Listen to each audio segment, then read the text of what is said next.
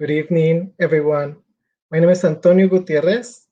Para interpretación en español, la información se encuentra en sus pantallas. And I will be your MC for today's event.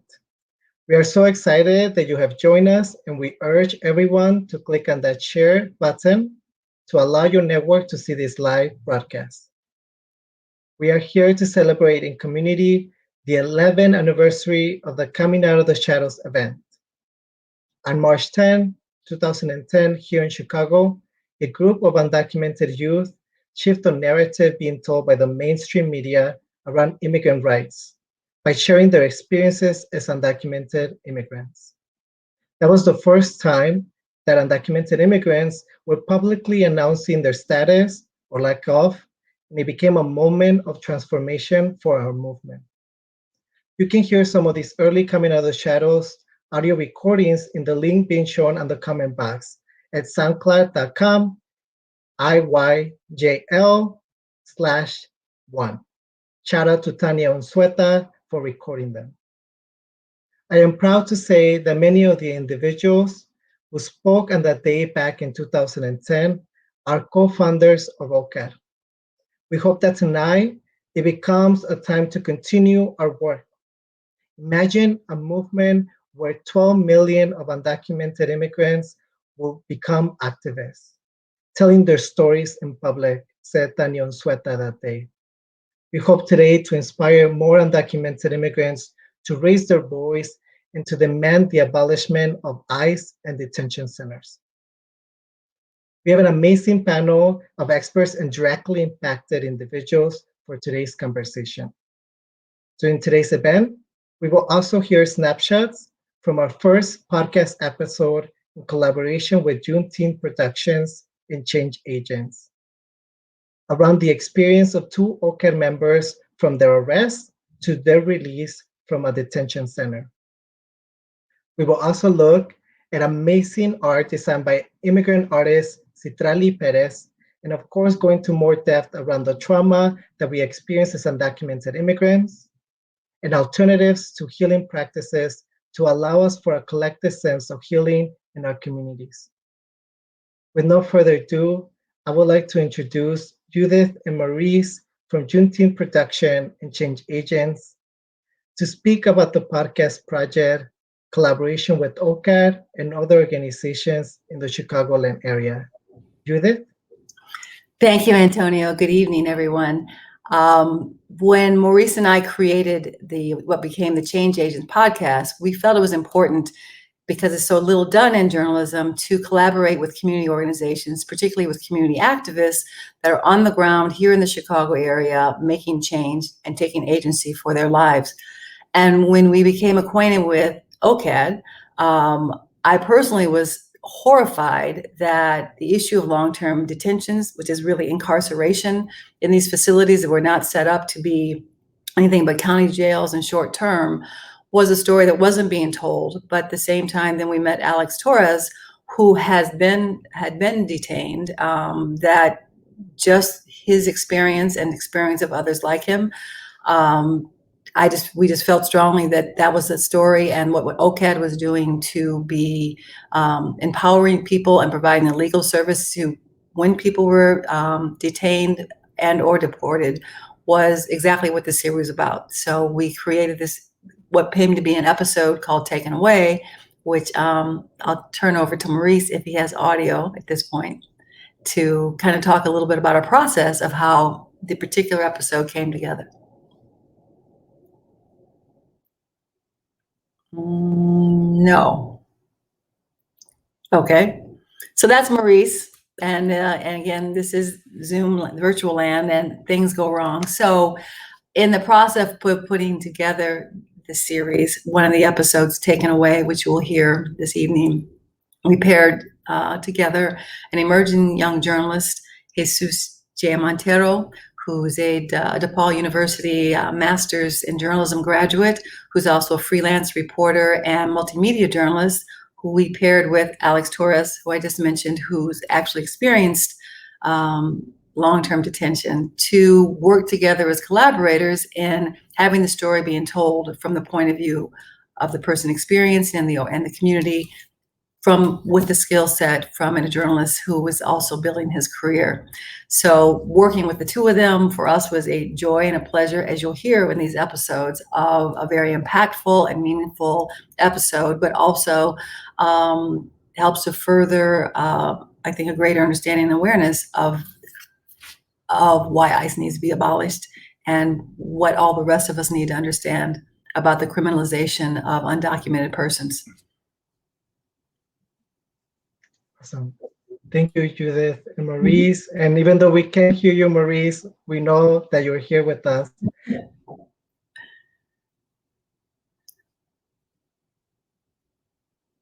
And now, Antonio, you've frozen up, so technology abounds.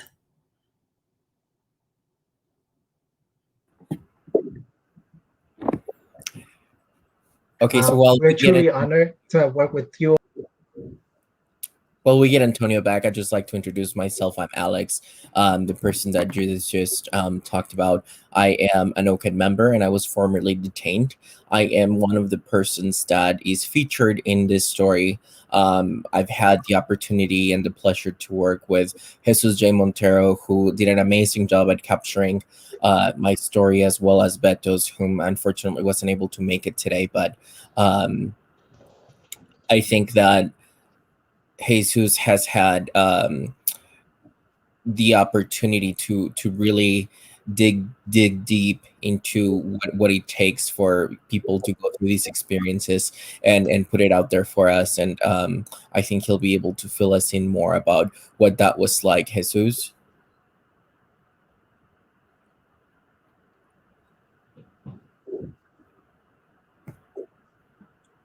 So, hi. Go ahead, Jesus. Hi, everybody. It's such a pleasure to be here. Thank you so much, OCAD, and of course, Change Agents, for bringing us all together. A quick introduction, and then we're going to get started with a clip that, the first of many clips that you'll hear today. And I'd like to thank Alex and Beto for opening themselves to speaking with me and for sharing their stories. So it was an honor, and let's dive into the first clip.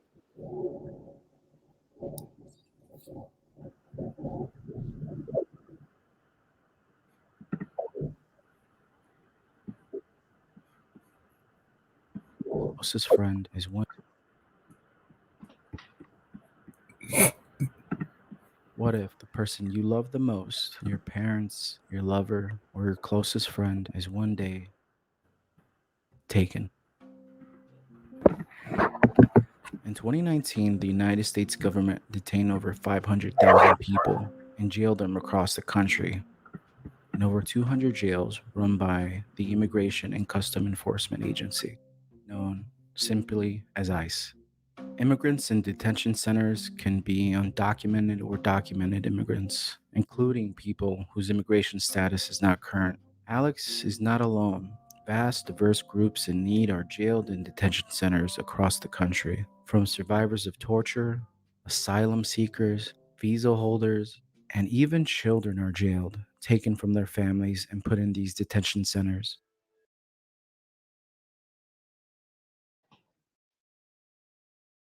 You can hear the full episode at the Change Agents website shown on the screen right now. Thank you all so much for joining us and for being with us as we kind of deal with the technology as well. I now invite the rest of the panelists to join me on the screen. We will allow each of them to introduce themselves by sharing their name, preferred pronoun, and expertise they bring to the panel. We'll start in alphabetical order, going with Alex, then Arnold, then Jesus, and then Mariela. Thank you, Antonio. Once again, Alex, my preferred pronoun is him or él. Once again, I am one of the featured stories in the episode and was detained for 18 months in a county jail in Wisconsin through ICE. So I am here to provide any kind of answer to questions that people might have and also share a little bit of my experience. And then we're going with Arnold. Yeah, hi. My name is Arnold Castillo. Um, my expertise deals in many realms of carceral life. I did about almost 17 years in prison, and then I did about 4 months in ICE detention. I became acquainted with OCAD while in ICE detention, and overall, I've been a organizer and an activist, fighting for the rights and being the voice for the people that are voiceless, right? And that about sums it up. Hi, again, my name is Jesus J. Montero, and I am a journalist here in Chicago. I co-produced the podcast episode Taken Away for the Change Agent podcast series. So I had the honor and privilege to work with Alex and Beto to help tell their stories. The expertise I brought was just obviously I identify as Latinx, so I think that was important to this story because I feel like our community needs to be told. It needs to be told through our view and through our careful lens. And I identify as he, him, his.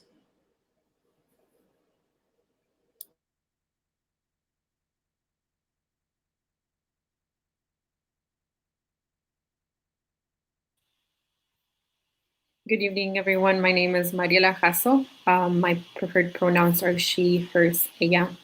And how I arrived at this space began while I was doing advocacy work for women detained in Central Texas. And following that, I coordinated a bus station project that met families after their release from detention in San Antonio. I'm currently a resource development project collaborator with Sueños Sin Fronteras, which is also based in San Antonio, Texas, where we work towards achieving the health and healing needs of women and families in San Antonio and other cities around Texas. Super happy to be here. Thank you so much to each of you for making time for this event. Let's get started by revisiting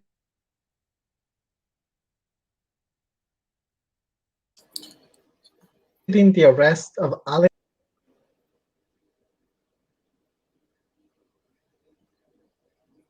So for the first clip is Alex detailing the arrest that led to his incarceration at an ICE detention center.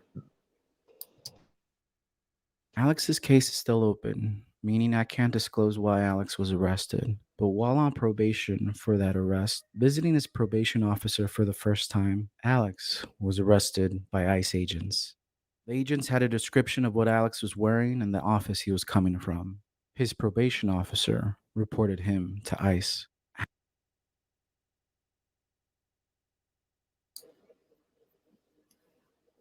To celebrate his birthday, Beto went camping with friends. He's always considered himself an outdoors nature person. His group of friends flew to Colorado and decided to drive back to Chicago. Police pulled their car over in Iowa. Police said they pulled over the vehicle for speeding, going 78 miles an hour when the limit was 70. Beto believes they were racially profiled. Arrested although he wasn't driving, Beto wasn't nervous. They cited possession of marijuana for his arrest. Beto had been arrested before in Chicago for marijuana, but never convicted. He was immediately taken into ICE custody. They gave Beto two options. The first, see an immigration judge to plea his case, or sign up for immediate deportation. My first And that second question. clip was the. Go ahead, Jesus. Oh, yeah, sorry. The second clip was the details surrounding Beto's arrest. So the first clip was details surrounding Alex's, and the second was for Beto. Thank you, Jesus. Beto couldn't make it to today's event due to work, and he actually currently is living in Mexico, which we'll talk about a little bit more about why is that. My first question is to Alex. It is obvious from what you share in the podcast that clear collaboration between local police and ICE was the reason for your arrest and detention. In your opinion, what do you make of this relationship? Were you surprised by it when it happened to you? Alex? Thank you, Antonio. Yes, I was very surprised. Even though I was part of the undocumented community, I don't think I ever understood the extent of the collaboration that there is between local police enforcement and ICE. When I showed up, it was my intake appointment for my probation. So I had absolutely no idea that this was going to happen. My probation officer told me that if I didn't show up for it, he would give me a violation, even though there was nothing that really was to happen other than me showing up. I showed up with absolutely no idea. I said, okay, that's fine. I'll see you at 9. When I showed up, he asked me two things. He said, so you have nothing for me? And I said, no. And he said, okay, can you come back next month at the same time? I said, yes. He gave me a piece of paper detailing that information for my next appointment. And when I stepped out of the courthouse, I saw 3 men standing in front of me, wearing civilian clothes. And they asked me for my name. And when I said yes, they said, we have a warrant out for your arrest. I said, okay, but what did I do? And they said, we'll tell you in the car. So they loaded me in an unmarked car before they told me why I was being arrested or showed me any kind of warrant or anything like that. And I kept asking what I had done. So finally they had asked me if I was a US citizen. And when I said no, they said, well, that's why we're here. There so happened to be another individual who had also been loaded up into the car. And this individual proceeded to ask me whether I had come out of Jeff Mills' office, which is the name of the officer that turned me in, my probation officer. And when I said yes, he told me that he had radioed them from the office and told them a description of what I was wearing so that they would be able to capture me. Thank you, Alex, for sharing that. I invite other panelists if you would like to comment.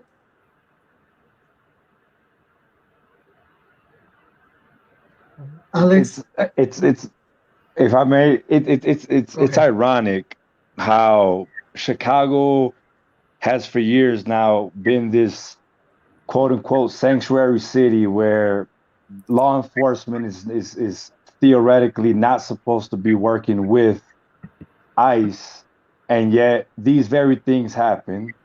So ordinance and laws are passed on city levels, and the agents that work for these same city posts are violating these laws by working with ICE to turn people in, and there's no accountability for that.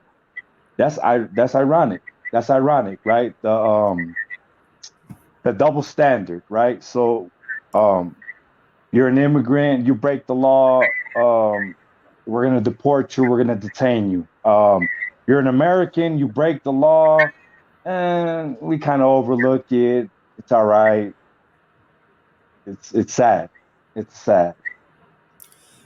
There is one thing that I do want to clarify, and I do want to answer a question in the comments. They did identify themselves. Eventually, they told me that they were ICE agents.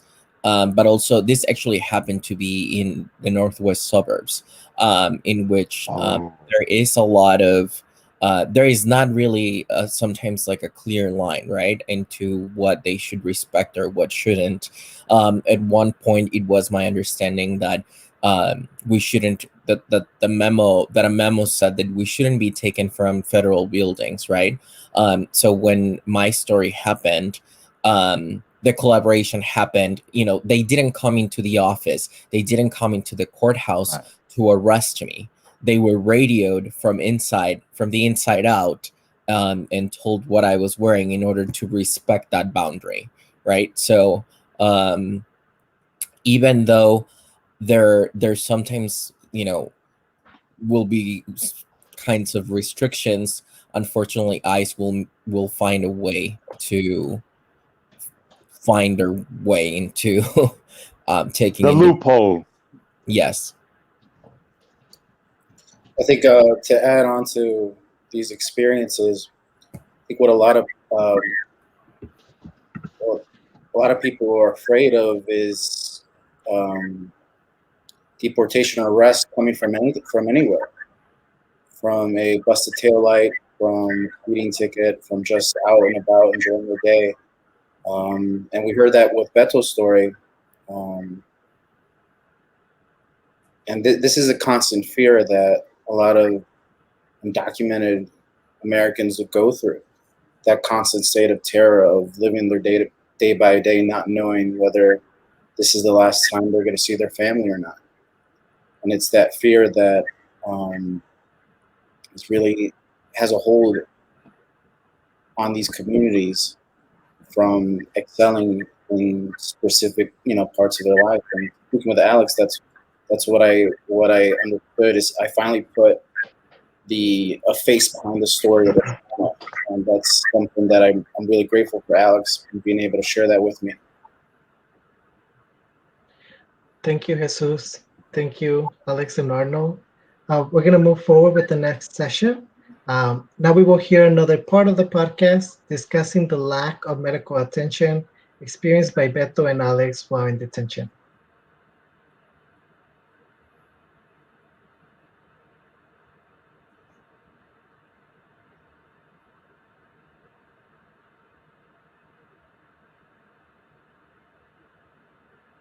According to the Freedom of Immigrants, the three most reported types of abuse at an ICE detention center are medical issues, nutrition issues, and prolonged jail sentences.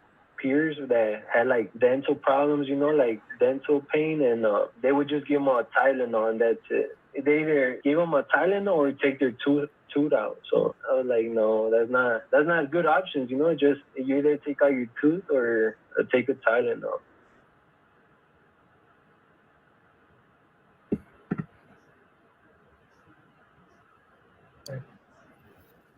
We just heard.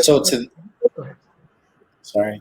You just heard Beto describing a very long list of some of the health concerns that he witnessed during his time in incarceration. And Alex has a handful of stories as well. But that's something that you see constantly throughout. This is a systemic issue that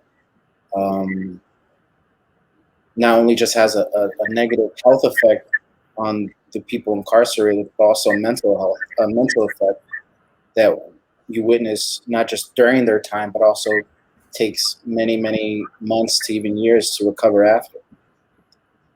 So, Alex, do you want to share some of the health concerns that you witnessed during your time in incarceration? Yes, absolutely. I think one of the things that I can't stress enough is that unfortunately, immigration and DHS know that cases can take years, months, they can be very, very prolonged. And unfortunately, we are put into county jails mostly, right? County jails are not meant for long term incarceration and are ill equipped in order to deal with health issues and mental health issues. And it can vary from an ingrown nail to eye surgery for a diabetic, right? I have unfortunately witnessed one of my friends that I met in detention. He had to go on with an ingrown nail for 3 weeks. That pain every single time he stepped on his foot, he had pain because the jail was not equipped. At the time, there was also the government shutdown going on, and there were just no funds for individuals to be taken to get the medical care that we needed. The doctor at the facility at some point watched YouTube videos in order to perform medical procedures that they were simply not equipped to perform. Same thing with I have another one of my friends who was diabetic who really, really needed eye surgery, and the county jails are simply not equipped for those kinds of things, right? And so when we're talking about that combined with our mental state, can you imagine being incarcerated for months at a time, 12, 13, 14, 15 months, and then not knowing whether you're going to lose sight in one of your eyes, whether you're going to get your foot infected and they're going to have to cut it off, whether you're going to have to go back without a part, without part of your body, whether you're going to state. These are things that just get our anxiety very, very high, and the uncertainty of not knowing whether I'm going to even be physically okay to go back, and what am I going to do once I go back, because I don't even have healthcare, right? And that can also take months to establish. So those are a lot of things that weigh very heavily as far as our mental health. To whom do you express those worries, right? Of, I don't know whether I'm going to lose this body part. The place where I was staying, it was meant for about 500 individuals, and there was only one mental health specialist that worked only 16 hours a week, so they were not even fully employed. So for the 500 individuals, we had 16 hours a week in order to be seen. And I think that this is something that we see not just where I was staying, which is Dutch County detention facility, but across the country. And I think that Mariela can probably help us elaborate a little bit on that. Yeah, thank you, Alex, for sharing that. I can share that the support that we provided through the bus station project in San Antonio really gave us insight about what the conditions were like in family detention centers here in South Texas. We learned about the many human rights violations that happen inside detention, with medical or denial of medical care being one of those. And I can recall one specific family who was denied medical care and had to be transported to a hospital by our team after their release. And it resulted that the 5-year-old girl that was being treated actually had a lung infection. While detained, mom was advised to just make sure her daughter was hydrated, but that was it, and so to realize that what she had was a lung infection was, I mean, really, it was just terrible news for the mom, right? And to, have experienced that denial of adequate medical care has major, major implications. And I think that that is just one, example of the negligence that we learned about here in South Texas. But what's really important is that we, look at the overall impact that detention has on health and what that inadequate medical care can lead to, right? I think in 2020 alone, there were, I believe, 21 deaths in ICE detention. And so luckily, like for the little girl that we met after her release, like we were able to get her to a hospital, get her treatment. But that isn't the case of everyone, right? Like we know that ICE detention can go to the extremes of, you know, people losing their lives because of the treatment that they experience there. And so it just comes to show how big of an issue this is. And I also think that when we think about why is it that, you know, there is such inadequate care in detention, that we look at the fact that these centers are for profit and that they prefer to, you know, save money and at the expense of people suffering, you know, a lot of medical negligence, because that means that they are creating more profit for those, you know, corporations that they are connected to.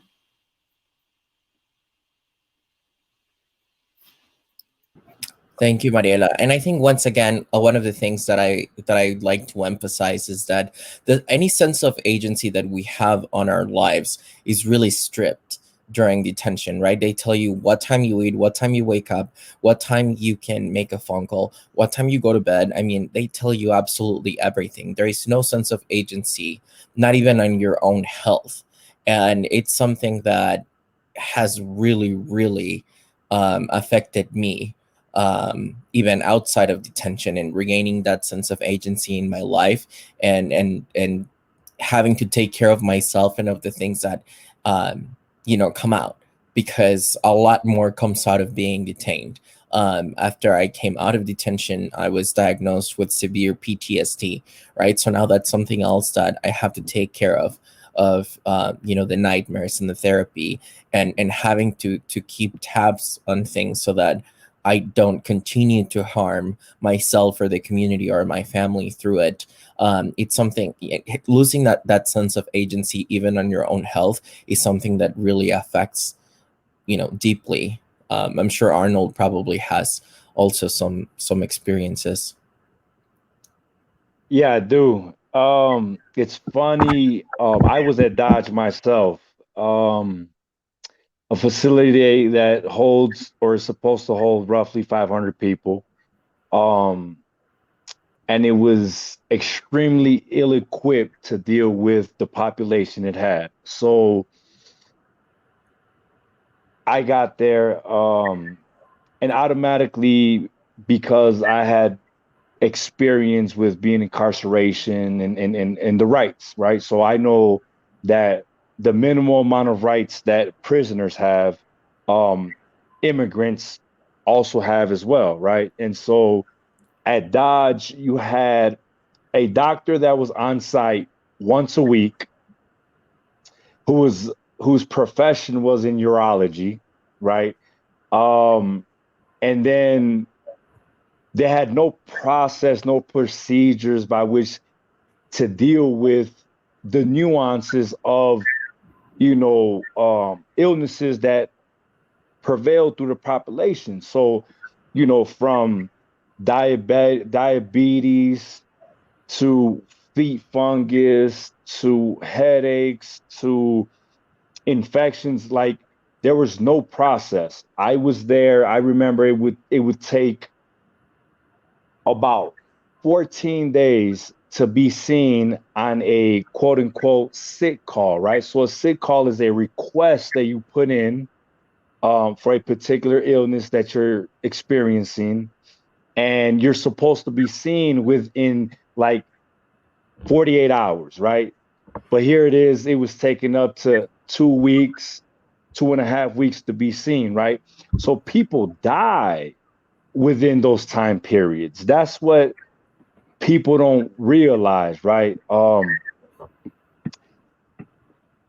I seen so many sick people during my time in ICE custody, and the truth, right? So like the real truth behind why they do these things to the immigrant population in particularly is because we we don't know the rights, right? So we don't know how to enforce these things, and they know that. And then you have the language barriers, right? So you have no translator. and you have a Spanish speaking immigrant or whatever immigrant who speaks their dialect, who can't properly convey their pain or what it is happening to them, and there's no process by which a translator is reached, right? So they have theoretically translating like phones at all these facilities because they're supposed to have them, but they don't use them, and they don't use them purposely because then they would have to, in essence, try to give you a semblance of proper treatment, right?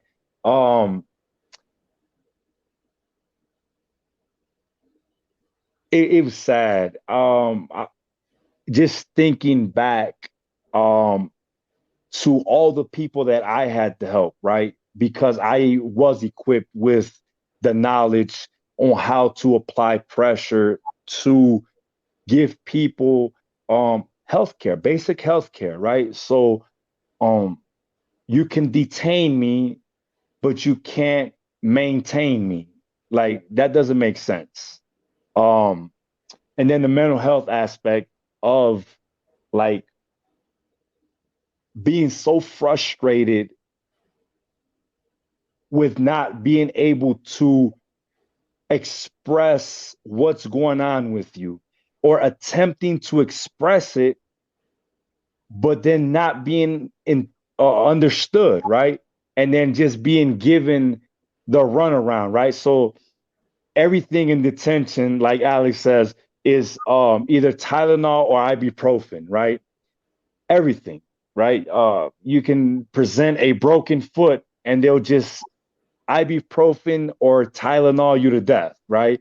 So in the process, you're still hurting me because now you're hurting my kidneys and my liver, right? Um, it's so sad. And the irony is that every channel of relief, right? So from grievances to ICE detainee request slips, complaining about these situations, like they're teethless mechanisms. They have no bite, right? And then you have the ICE hotline and the DHS, Office of the Inspector General hotline that you call and they give you the rhetoric of, oh, we're going to have people investigated. But then you sit back and nobody ever comes to speak to you. So like, what are you investigating? If you never follow up with the person who's making these complaints, what are you investigating? So these are all mechanisms um, for ICE and DHS to be able to say, oh, well, we have these things in place, but they don't work. They don't work. Right. That's right. Yeah. Thank you so much, Arnold. Yeah, Arnold, thank Thank you guys. Thank And you guys. for the sharing that you guys just had with us. I think for the first time, for even a lot of people that are tuning in, this is the first time they're hearing, some of the treatment that's going on in ICE detention centers. And to what Alex and Arnold are mentioning, just mentioned, is the withstanding effects that this has on your mental health. Now, that's something that we did get to dive into in the podcast, and something that we spoke about in great lengths because of the damaging effects that long-term incarceration has on the person's psyche. So the first clip we're going to hear from is from Beto, who wasn't able to join us, but he goes into details similar to how Arnold and Alex just did on what that did to him.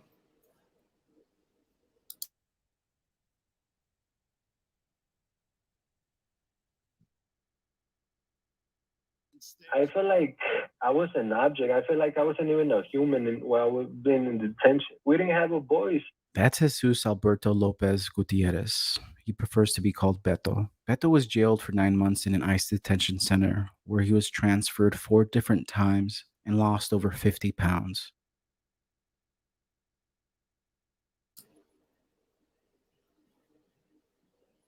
And the second clip, Alex briefly mentioned it, but again, this whole theme of what this does to the person's mind, even after their time in incarceration.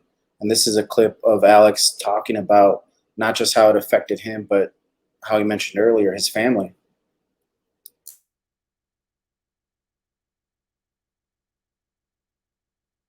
I know that I just wanted it to end, and that included my life. I felt that maybe it would be easier if I just ended my life. Maybe that way my family would have the opportunity to bury me and not die in my country where the rest of my family can't visit and can't bury me or give me a proper memorial. At some point I thought, well, if I end it all here, it'll be easier for them. They'll at least be able to have my remains. Francisco Alex Torres describes how he felt during his 18 months of incarceration at an ICE detention center.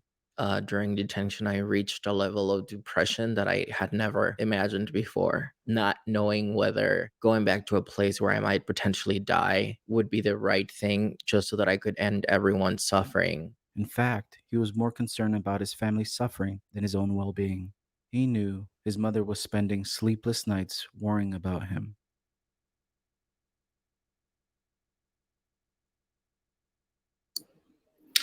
And I know we already spoke on the topic of mental health, and I know that's a heavy burden to unload.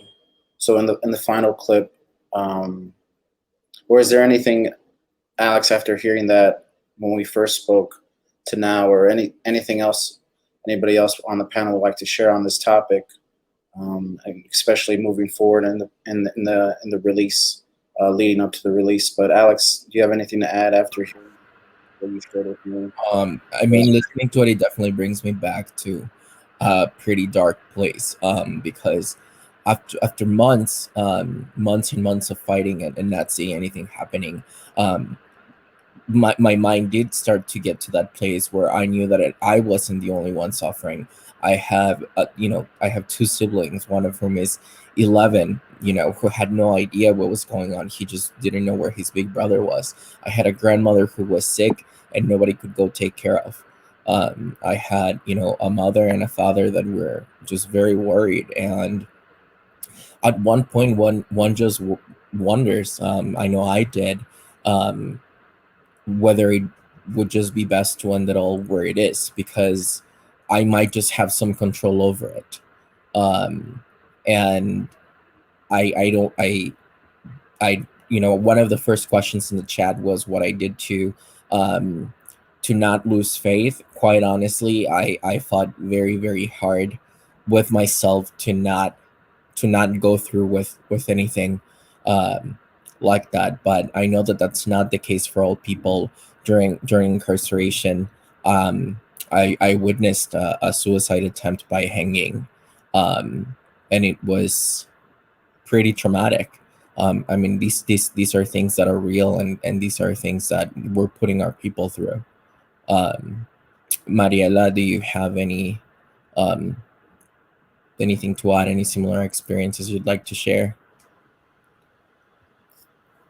Yeah, I mean, I think it's really obvious that systems inside ICE detention are intentionally created to produce harm, right, on the people that are detained. And I think, as Arnold was sharing, like they have these hotlines, right, that I think they use to pretend like they have a way of reporting the abuses that go on, but we all know that those do not work, right? And so as we sort of transition into this next topic of post-release, I think it's important to dive into the conversation of how healing happens after that harm is created, and how we as a community can create spaces for that. I don't want to dive too deeply into that, as we'll have an opportunity to share more about that next. But I think the overall impact of detention has a lot of negative implications on mental health that are really important for us to be aware of as we begin to create healing sources for people after their release. If I may add, thank you for your input. So unfortunately, but also I guess I can fortunately, right? Because I was able to see behind the curtain um of ICE's psychiatric treatment per se, right? And so I was at Dodge County, and I suffer from mental illness myself. Um, and they were ill-equipped to deal with or to provide the services that I needed. And I was able to voice authoritatively what I needed. And they recognized that they were ill-equipped. So then they contacted ICE, and what ICE ended up doing, right, was super illegal, right? And I'm not an anomaly, right? So they involuntarily committed me to a psychiatric hospital in Florida. So no due process is taking place. No due process, right? So the law is clear. Any human being who is on American soil is entitled to some due process before being civilly committed, right? And we're talking about prisoners, immigrants, regular civilians, anybody. Um, ICE doesn't believe in that, right? And so here I was, um, taken to Florida, where um, I was in the midst of other immigrants who were also suffering from mental illness, right? None of which were ever given any kind of due process, right? And then the saddest part about it is that um, many times while I was there, they tried to what I would term uh, chemically castrate me, right?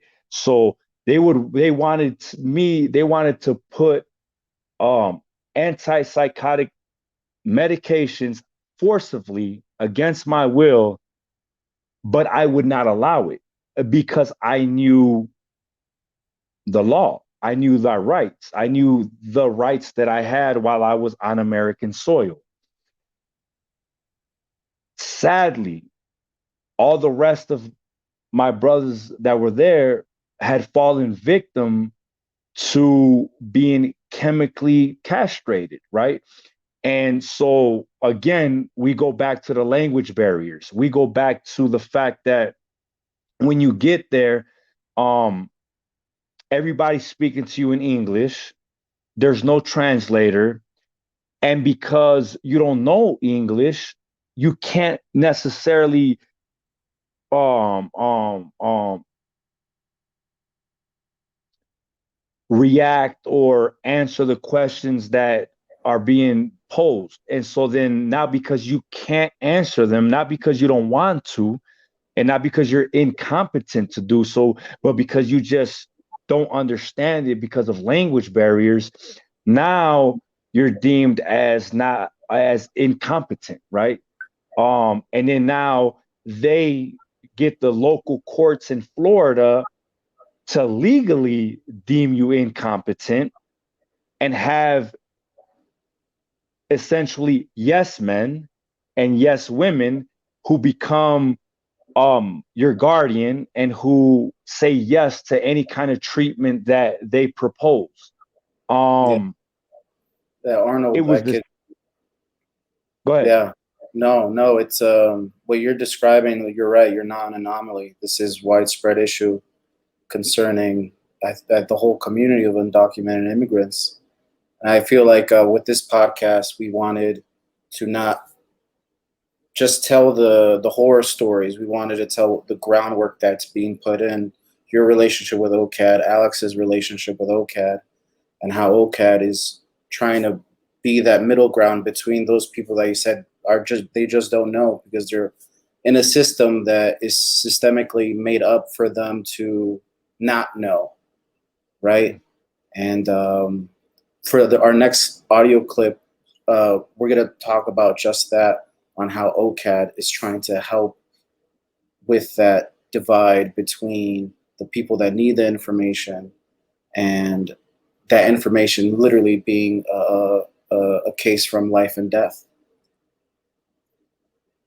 Yeah. So this next clip is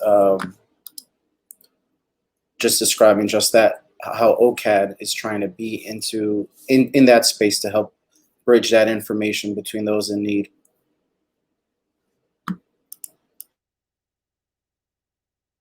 Beto called his brother Miguel. I got this call from this weird number, and I answered, and it was my brother telling me that he was in ICE custody. Miguel Lopez manages OCAD's membership and leadership development. He's also an artist that guides development projects for the organization. Miguel was also leading his brother's deportation case.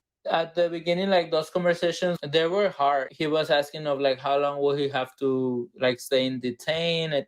That's what was the hardest thing. Him being locked up for 9 months. Knowing too well from his experience working with OCAD, Miguel knew the long road ahead for his brother. Miguel worked with his OCAD team to create an action plan for his brother to fight his deportation. As OCAD came up with some proposals, and then we brought it up to Beto and see what he thought, if he wanted to fight and struggle and challenge this deportation. He committed to it. He wanted to fight. He wanted to stay here with his family, and so we took that on.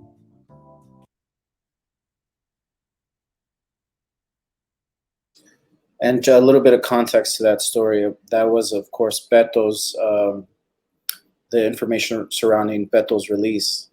And the dynamic there, just to highlight, Beto worked with his brother Miguel, who works at OCAD. So he's going through this process, this horrendous process with his brother on the outside, trying to fight for him while he was inside. I think the next clip we're going to have something similar to just how OCAD is continuing the battle to help these people in need with that information, that important information.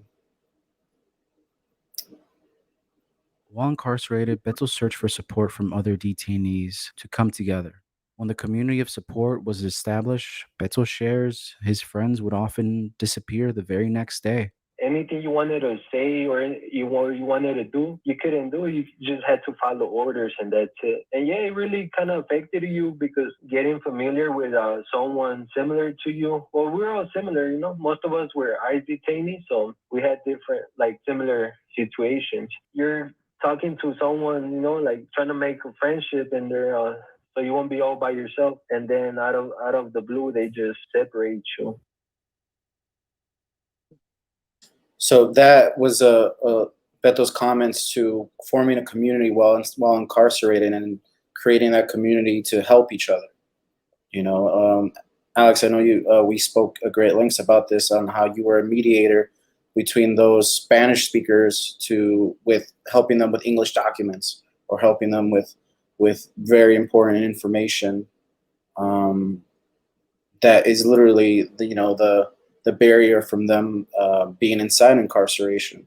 You know, do you want to add to, you know, how did that felt like while you were a prisoner yourself, you were there as a guide? Yes, absolutely. Thanks, Jesus. I think that this inability to communicate is very hindering in levels that encompass all aspects of being incarcerated, right? Like Arnold mentioned, from voicing not feeling well to not being able to fill out an application for. There were many people that would qualify for U visas, H visas, for asylum, for, you know, a lot of these things. Unfortunately, the system does not provide us with free legal advice or any kind of legal representation when it comes to immigration issues, right? So there were people who had a story, who had proof, who had all of the things that were needed in order to stay in the country, but they had nobody to help them, you know, voice those arguments, make those arguments, you know, be heard and be valid. And it was just very frustrating for me. There were people who were being taken advantage of by attorneys out there. I had a particular case of a man who was from the Czech Republic who had been forced to do horrible things back in his country, who had severe mental health issues, who was not being dealt with correctly, who I had to get the story out of him, with in 3 days. It took us 3 days to really figure out how to voice the way that he was feeling, so that he could get proper medical attention, right? Just these things of, these agencies being really ill-equipped to even just listen to people and give them very basic care. Yeah. It's astonishing, quite honestly. A lot of the time they would try and get somebody to volunteer to do translations, even for new intakes, because they didn't want to pay the hotline that they can call to do the translation, right? So they would get an inmate to volunteer and ask the questions that were needed in order for people to come into the jail, instead of calling that hotline, because then they would have to pay for it. And Arnold, we saw you nodding in agreement. Was that something you witnessed too? Yeah, absolutely. Like Alex says, the frustration that people have with the most basic things. So we're talking about healthcare, right? We're talking about the commissary order, right? We're talking about how to use the phone to call your family, because everything's in English. Like the immigration forms, the directions on how to fill the immigration forms out, like everything's in English. So everything's already set up for people to fail, essentially, right? Or to not be able to access the things that are needed, right? And it's astonishing. Like there's no secret. The statistics and the numbers don't lie. Well, at least the real statistics and the real numbers don't lie, right? Because ICE and DHS's numbers, they're always lies. The vast majority of the immigrant population that's in detention by far is Hispanic and Latino. And why they don't have in every facility directions and explanations in Spanish astonishes me. Like to call your home, to call your family, somebody has to explain it to you. And if somebody doesn't explain it to you, you'll just be sitting there not knowing what to do. And it's sad. Healthcare, all the forms are in English. Yes, and Arno, right, as we discussed, I think that there's a lot of different things, from lack of medical treatment to forms not being in the proper language for individuals to identify, right, that are going on as far as ICE operations and detention centers. I want to pass it on to Mariela to kind of hear her comments regarding this part before we hear the last audio within this part around demanding release. Mariela? Yeah, I think what Alex and Arnold have shared really show the amount of self-advocacy that is required, to resist against the systems inside ICE detention, and how important building community becomes inside detention and also outside of it, right? Like that collective support to rise up from all of the oppression that is experienced inside detention and the impacts that come after. I just wanted to shine light right on something that Alex and Arnold have already shared, but the lack of information that exists inside of ICE detention, and how that moves people to advocate for themselves and for other people that are detained, and how important that is. Now, let's hear the last audio of this section, where actually Miguel gets interviewed by Jesus and Alex for the podcast discussing tactics that OCAD employs to support individuals to self-advocate. Beto's brother Miguel describes some of the action behind releasing his brother. But I would say that the most common things that come up in people's cases are having press conferences where we are announcing updates. For Beto, we had a federal lawsuit. Every time there was a court date, we will do court support. People will show up either in person at the court, letting the judge know that people were with Beto, having a press conference after where we call local media so that they can report on this. It all adds up. It's about creating that public narrative. Miguel urges these campaigns are important, especially in the public's eye. That's why it's so important having this public aspect and community support. For Beto, it was a really complex campaign. Like doing phone bankings, that was another thing where I would go different places, like especially schools. We connected with local undocumented led student groups in different universities. We made tons of calls and like all of that pressure that their phone never stops ringing, demanding that him to be released. That was also really impressive. Writing letters to Beto when we would have our community asambleas and mailing those things to him so that he can continue fighting. Like also being motivated, knowing that there's a whole community outside cheering for him, supporting him, waiting for him to be released.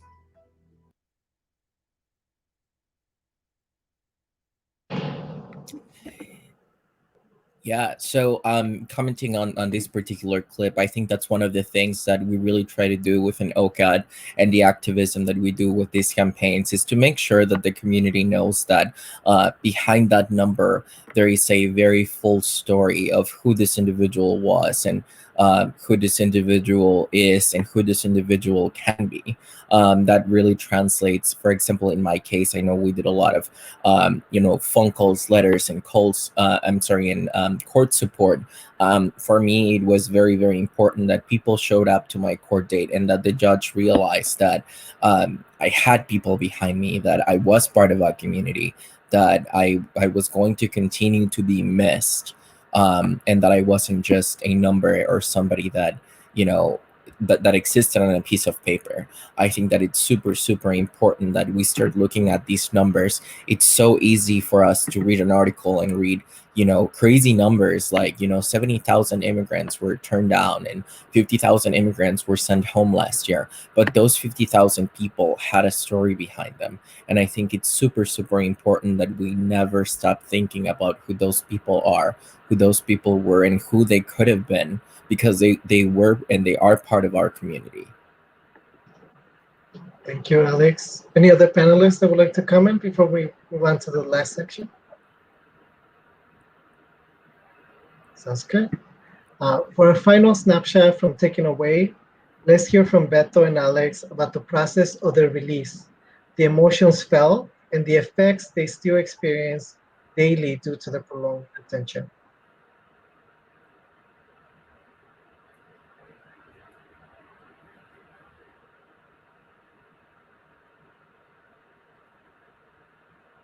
Hearing the news of his release, Alex couldn't believe it.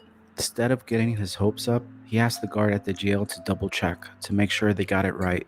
His release couldn't come at a more perfect time. His mother's birthday and Mother's Day was just a few days away. He decided to surprise his family with an in-person visit after his release, spending 18 months in an ICE detention center.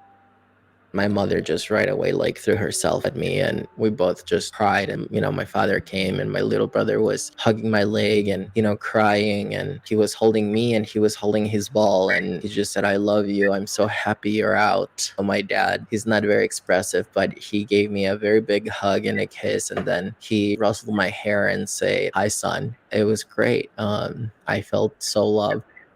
Although Alex was experiencing what many can only dream of, it's a part of him he wants to put behind him. Adjusting to the outside world wasn't easy for him. Normal everyday sounds that we hear made him feel uneasy.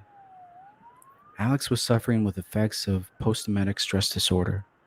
Very often, I like to think about those hugs, but at the same time, it's also a part of my life that I want to put behind. Why do you want to leave that behind you? What did you experience that you want to put all that behind you? It is something that scars me and that scarred me, and it's something that I relive many nights during my sleep, and it really shakes me up emotionally every day. Even though I'm back home, I know that, well, my case is still open. I still am not off the hook. I can still go through all of that all over again, and it's not something that I wish anyone to go through.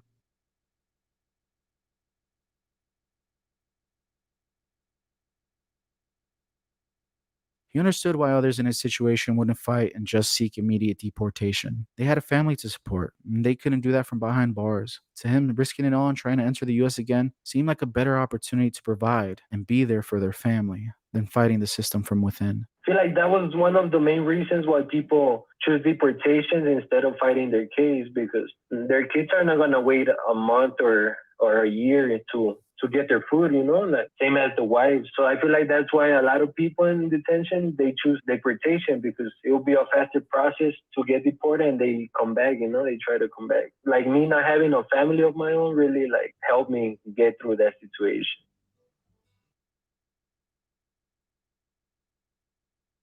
When Beto found out he was being released, he kept the news to himself. He was more concerned about how others would feel, knowing that they are still locked up in detention while somebody they knew was getting out. Like, yeah, at first I was like, happy and I couldn't believe it. But that day I didn't want to tell my friends because, like, I don't know, I felt like, oh, this guy's gonna get to leave, he's leaving us. I was like so happy inside, but I didn't want to show it to other people, showing that, oh yeah, I'm just gonna get out and forget about everything. Like, I felt sad leaving, to be honest. I wanted to leave jail, but I felt sad leaving like all those people behind. Feel like some kind of like hatred. I don't know. Seeing all those people in there and I can't really do anything like by myself. My heart stay with those people and like that are suffering. When released, ICE never gave Beto information on how to follow up after his arrest. He received a letter to report to an ICE office in Iowa or face immediate deportation. Antonio, Miguel, and the rest of OCAD and Beto asked to meet at either a local office or online due to the COVID pandemic. ICE said first meeting needs to be in Iowa and it needs to be in person. They arrested and deported Beto as soon as he arrived. Beto's currently living in Zapopan, Mexico.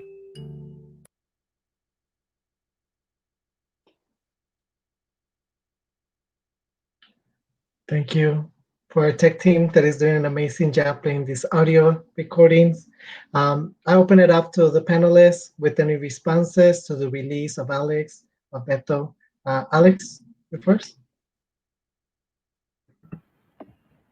Yeah, as I mentioned, it's something that I am beyond grateful for, to have the opportunity to have come back home and be with my family and be with my loved ones and continue the fight. Unfortunately, a lot of other people don't make it, but I do want to stress that putting people through detention is it's just something very, very scarring, and it's something that I continue to deal with every single day. And as I mentioned, while my case is not closed, I still continue to live that fear that ICE has inflicted in many of us of not being sure when my life can be taken away again.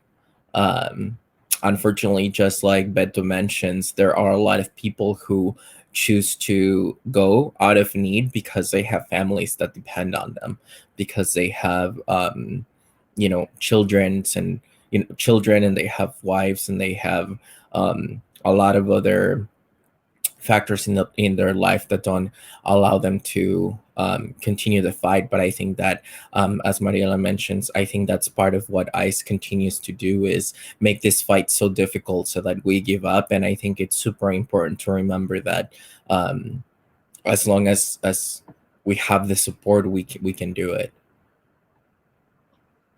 Thank you, Alex. Arno, would you like to share something regarding to being released, or perhaps a little bit about your experience? I would. And so just in overall, right? Because there is no reign on the authority or the power that ICE has over people's lives. People who are released, whether on bond or whether on some type of temporary status or whatever type of release, right? There's this constant fear of, as Alex said, they could just come tomorrow and deport me or put me back in detention because they want to or because they need to meet a certain quota of people that they need to put in detention, right?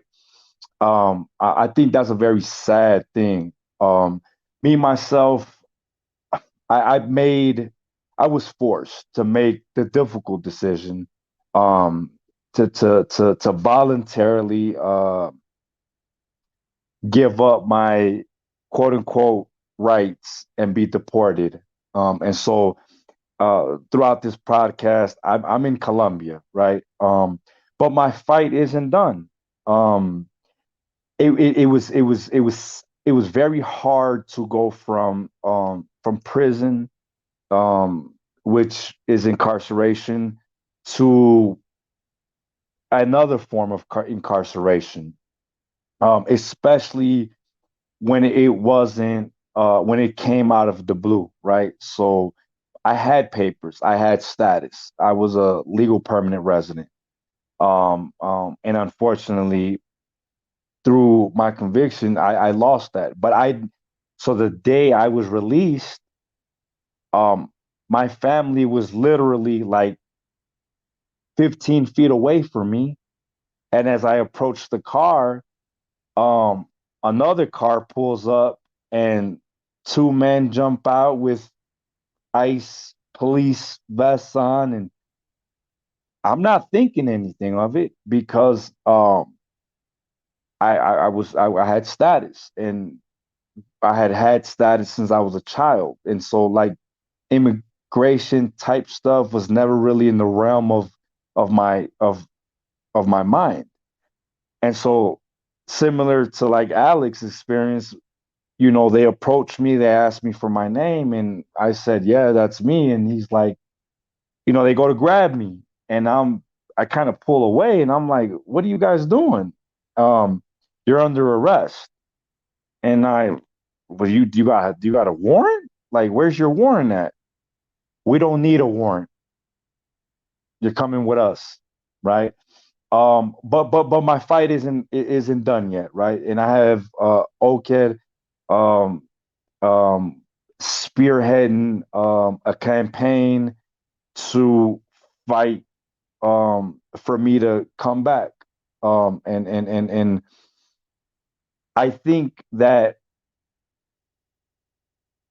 there's a good possibility that I can come back through a fierce fight. It was a fight that unfortunately I couldn't continue to be incarcerated. I couldn't, we're humans. We weren't made to be put in cages, right? And I couldn't do it any longer. I had already been caged for so long that um, I couldn't do it any longer with or without support. Like you get to a point where you just long to be free. You don't want every aspect of your life to be controlled. As Alex mentioned, when you eat, how much you can eat, when you wake up, when you go to sleep, you know, um, I am so happy to be part of OCAD and to have met OCAD and to know that they're in the business of improving um, people's lives while they're in detention and after detention, right? But my fight continues. My fight continues, and I hope to gather support and challenge the system, right? Challenge the system um, um, for accountability, right? So my story is distinct and it's complex, right? And we don't have the time to dive into it, but let's just say that good things are to come. Thank you, Arno. Such Thank powerful you. testimony and words. Besides organizing against deportations, I want to close our event today with inviting all the panelists to share the perspective very quickly, as we do want to get to a couple of questions on the comment box.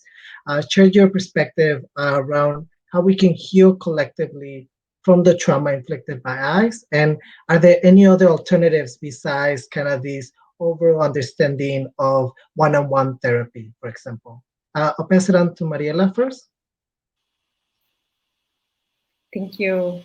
Yeah, I think that when we begin to have conversations around collective healing, it's really important to start by honoring the resiliency of the people that have been harmed by these systems, right? And to ask ourselves, how do we as a community create access to healing resources for people who have been historically oppressed? And in that process, I think that it's really important to allow the voices of the people that would benefit from healing resources to inform how we do that, right? I think when we think about healing, our mind may often go to the idea of therapy. But in this process of healing, autonomy is really important, right? Giving people the agency to decide what healing looks like for them. Maybe it's not therapy, maybe it's having a corazonada, maybe it's having a conversation with the curandera, or meditation, or, being out in nature. I mean, I think that it can look very different to each of us what healing is like. But I think that it's really important to have the conversation around how we create those spaces, where healing happens together, where feelings of isolation that are created while in ICE detention are removed, because we thrive in community, especially like culturally speaking. I think that we here in the United States, individualism is a big thing, but we all know that our ancestors thrived off community and collective support and care. And so I think that when we think about how we work towards meeting the needs of people that have been released and continue to undergo the trauma, or the traumatic effects, I should say, of being in detention, and oftentimes the uncertainty of what might come next, that we really think outside the box, right? And I think with this, I also always like to invite people that do work in healing practices to consider becoming a part of this movement, where we create these spaces for people to join and yeah, just to heal together. And another thing that I want to comment on is that I think it's one thing, right, to create access for healing. And on the other hand, when we talk about political healing, how do we dismantle the systems that create the harm that there is to heal from? So I think that those are sort of the two layers to this kind of work, right? That it's really important that resources are available, but how do we prevent from more harm being created, right? And I think that looks like abolition, dismantling ICE. But I want to invite the other panelists to share perspective as well. I could. If it's all right with Alex, I'll share a story that I've only shared with a few people, but identify as Latinx, and I think a lot of people tuning in, we have family members, we have loved ones who this personally affects, right? And we have no idea how that trauma or how that pressure or fear imposes on their day-to-day life. So a little bit of background producing this podcast episode. I was partnered up with Alex, and we had to talk about what he experienced. We had to go into details. Some of the details that he mentioned was very traumatic. The first time we actually got to sit down and talk, the journalist that I am, you have the questions ready, you have the idea of what you wanted to ask, but Alex, I felt like Alex was still holding back. Like it took him a second to open up. So what I did is I put the notes away and I just listened.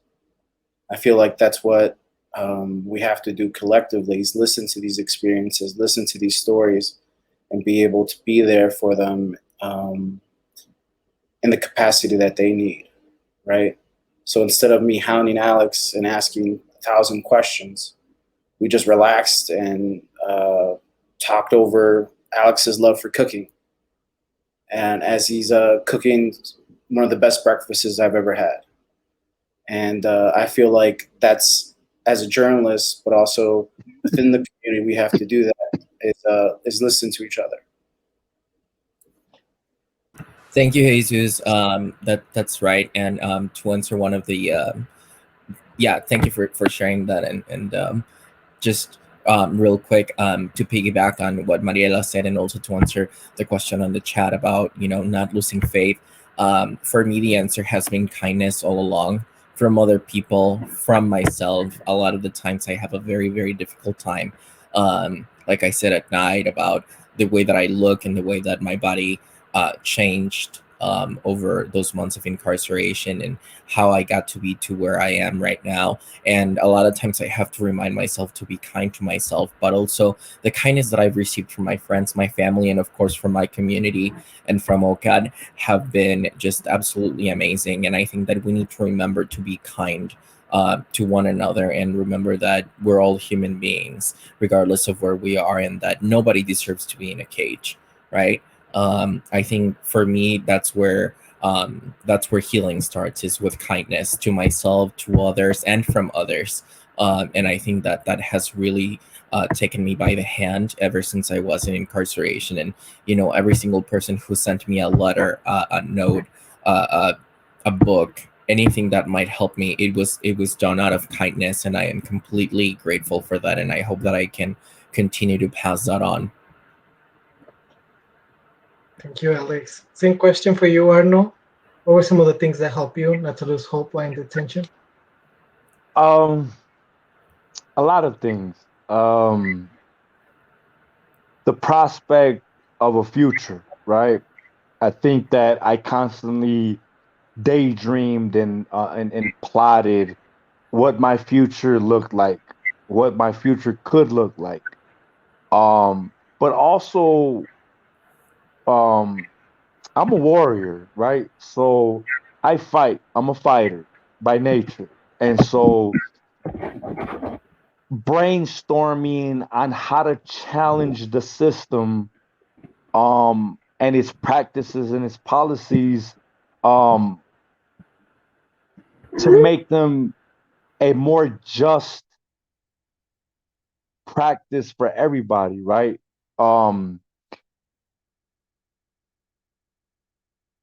That's what gave my hope. OCAD came in and invigorated me when I was at a low, right? But just having people listen and as Alex said, the smallest of things, man, a book, a letter, these are things that like fill people's tank up with hope again, right? It gives them like that renewed invigoration of wanting to stay in the ring and fight, right? But more than anything, I love the law, and it was brainstorming what it is I can do on a grand level, right, to challenge the system to be something different. Um, that's what gave me my hope. Thank you, Arno. I would like to thank Alex, Beto, and Arno. Your courage is an inspiration to me and millions of undocumented immigrants. Thank you to our panelists, and a big thanks to all of you joining us today. We are making history from 2010 to 2021. The fight is not over, and we won't be free until institutions like ICE are abolished. My name is Antonio Gutierrez. I'm undocumented, unafraid, unapologetic. Thank you for tuning in.